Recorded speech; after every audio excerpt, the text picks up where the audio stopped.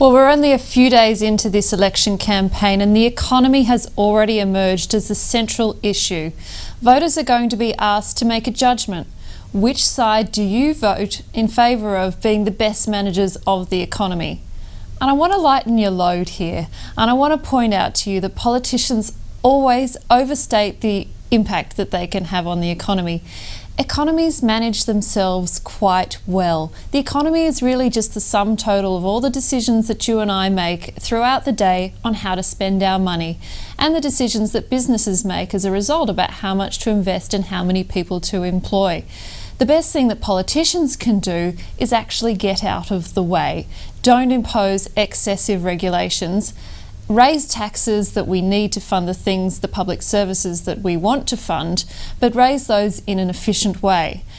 We're actually dealing now with two men who are asking you to trust them on the economy. On the one hand, we've got Rudd, who is a proven micromanager. He just can't help announcing new policies on the run. He's becoming a marathon runner at policy on the run.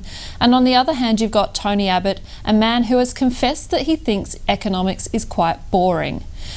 What I think is really important and you really need to focus on when you're thinking about who to vote for is the two major things that whoever wins will need to do to help our economy.